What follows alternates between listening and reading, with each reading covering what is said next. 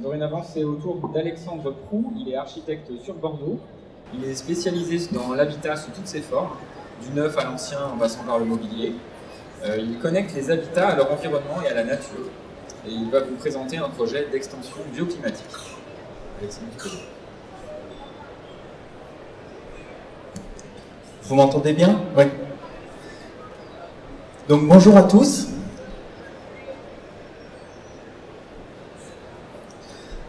Donc voici l'environnement dans lequel j'ai grandi et j'ai vécu mon enfance.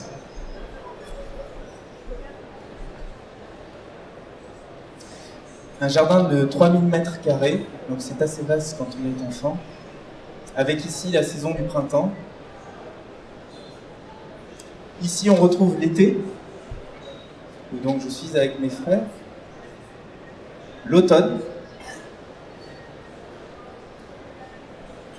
et l'hiver.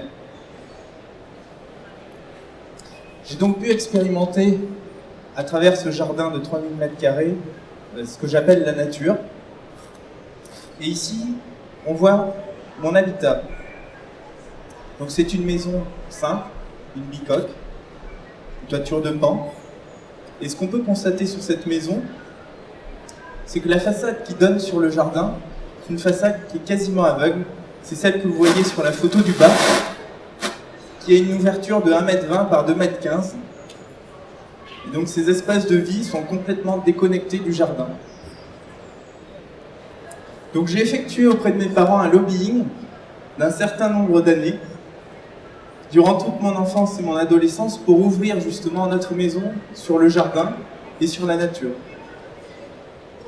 Après d'âpres négociations, voici l'ouverture qui a été créée et qui a permis de connecter la maison à notre environnement, à notre jardin, et de changer complètement le mode de vie que peuvent avoir les habitants avec leur habitat.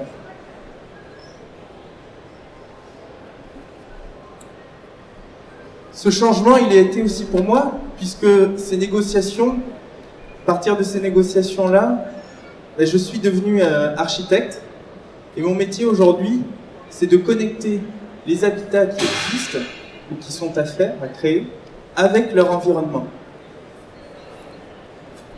Donc en voici un exemple. Cette maison vous rappelle peut-être quelque chose, une maison des années 70, de pente également, qui est implantée au milieu de son jardin, avec peu d'ouverture sur l'extérieur, séparant un jardin à l'est, que vous voyez ici avec le potager, et un jardin à l'ouest, où se trouve la piscine. Voici la magnifique vue qu'ont les espaces de vie sur le jardin. Et les habitants de cette maison, en fait, souhaitaient agrandir leur maison. Ils ont 2 enfants, ils sont 2. Ils sont assez proches justement de la nature, il y a un potager, ils ont des animaux. Et donc je leur ai proposé d'ouvrir les espaces, de les connecter à leur jardin, d'avoir cette connexion qui est importante au niveau du mode de vie. On voit ici la cuisine, la nouvelle vue de la cuisine sur le jardin, avec un aménagement de la cuisine en bas.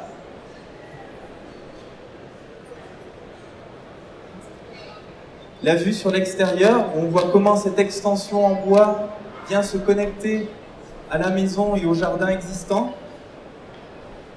L'extension a été construite en bois pour différentes raisons, et notamment pour des questions de construction sèche. C'est un matériau qui ne souille pas le chantier, contrairement au béton. Par ailleurs, les habitants habitaient cette maison pendant le chantier, donc il était très important d'avoir ce matériau pour la construction du chantier et la bonne opération du chantier. On retrouve un bardage en mélèze, qui malheureusement est un mélèze de Sibérie, qui est un bois un peu plus dur, qui pousse beaucoup plus longuement que le mélèze français. On retrouve la baie vitrée, on retrouve le brise-soleil sur la droite. Voici la liaison qu'entretient la maison avec la terrasse et son jardin. On va essayer à travers cette connexion, de redonner aussi du bon sens aux aménagements que l'on va créer et que l'on va proposer. Ici, on retrouve à gauche l'accès au niveau du jardin, avec le haut-vent d'entrée qui est situé sur sa droite. On peut ensuite rentrer dans le sas de la maison pour y disposer les habits, les chaussures, les bottes. Et on rentre ensuite dans ces espaces de vie qui sont des espaces très simples, essentiels. On va vraiment à l'essentiel en fait dans nos projets. On voit ici comment les espaces intérieurs ont été connectés à cette nouvelle extension et de fait au jardin. On voit comment on crée des perspectives, comment on liaisonne le jardin qui est situé à l'ouest, on l'a vu tout à l'heure, au jardin qui est situé à l'est. On peut le voir, il y a une baie vitrée qui est située en fond d'image et qui permet cette connexion, cette transparence entre les deux espaces. Alors, travailler sur le bon sens et sur la connexion au jardin, c'est aussi savoir se protéger. Ici, on va parler de bioclimatisme, c'est-à-dire la faculté à utiliser les énergies passives, le soleil, le vent, pour climatiser sa maison. Ici, par exemple, on me voit manipuler un brise-soleil coulissant qui va permettre de se protéger de la lumière lors des temps chauds, lors de l'été et la mi-saison, par exemple. Ici, le traitement esthétique de ce brise-soleil, il est fait sur mesure. Donc on va essayer de lier les parties figées de la maison en bardage bois aux parties mobiles du brise-soleil pour créer une unité d'ensemble de cette habitation. Toujours travailler dans cette simplicité, aller à l'essentiel, et le détail est très important pour cela. On peut voir les jeux de lumière que crée ce travail, comment on a toujours cette connexion intérieure-extérieure.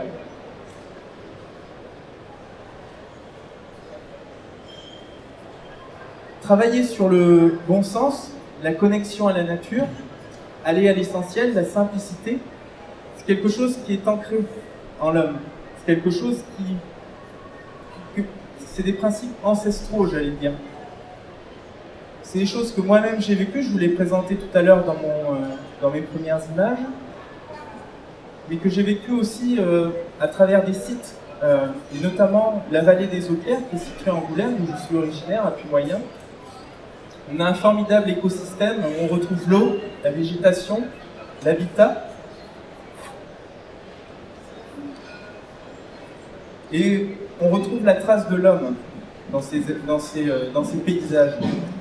Et je prends ici l'exemple de la grotte, qui est un espace simple, un espace ouvert. On a une ouverture sur le jardin, on a une connexion à la nature, on va à l'essentiel.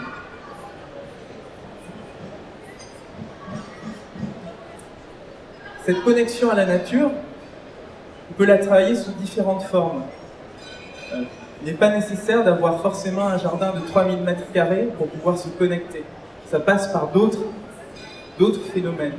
Ici, par exemple, on peut tout à fait l'envisager pour un appartement, qui est une autre échelle d'habitat. Ce qu'on a fait sur cet appartement, c'est qu'on a modifié la situation des pièces pour justement bénéficier de cette façade sud, de la lumière qu'elle apporte, ouvrir les espaces, connecter la cuisine, la nouvelle cuisine à son séjour. On le fait dans la maison individuelle, en créant par exemple ici une pièce solaire, complètement connectée à la nature, un vaste volume qui climatise la maison. On amène le chaud l'hiver, la ventilation l'été, on protège, toujours cette question de protection, d'avancée de toiture. On peut le faire aussi dans les bâtisses anciennes, qui sont souvent très sombres, très cloisonnées. On va ici connecter les espaces entre eux, ouvrir les murs porteurs, créer une liaison d'est en ouest, amener la lumière, ouvrir sur le paysage qui existe. On voit que les artisans ont déjà pris place sur cette terrasse, qui s'y plaisent déjà. On peut le faire également sur ce projet d'extension sur élévation, Ce sont des photos de chantier, bien entendu, mais où on peut voir que sur des volumes simples, on peut arriver à créer des systèmes qui mélangent intérieur-extérieur sur la photo du bas, où l'extension qui est située sur la droite file de l'intérieur vers l'extérieur et on va y apporter des matériaux. Le bardage va pouvoir arriver sur la partie intérieure depuis l'extérieur. Donc c'est de éviter les limites qu'il peut y avoir entre l'intérieur et l'extérieur pour propulser le regard, amener les vers l'extérieur. Ici l'exemple de mobilier. Donc on peut voir qu'on va un peu sur toutes les échelles de projet, se connecter à l'environnement. On va travailler sur les lignes de la maison existante que l'on voit sur les parties hautes. On va créer des espaces de rangement assez volumineux, toute hauteur, qui vont créer des lignes directrices simples vers l'extérieur. Et donc mettre en scène l'espace extérieur et le connecter à l'intérieur. Alors ce travail, pour moi, il est très important parce qu'en fait, la connexion de notre habitat à notre environnement, c'est sensibiliser les gens à la nature, c'est comprendre la nature. Et comprendre la nature, c'est mieux la respecter. Et dans ce cadre, je participe également à la création d'un projet de sensibilisation à l'architecture auprès des jeunes étudiants, où justement, on essaye de trouver du lien et du bon sens entre les matières, pour sensibiliser à la nature, à notre environnement. C'est-à-dire que la technologie, l'histoire, le français, l'art plastique, l'architecture vont autour d'un site, autour d'un environnement, amener leur expertise et permettre à l'étudiant de comprendre ce site, comprendre son environnement pour mieux l'intégrer et pouvoir y habiter. Je vous remercie.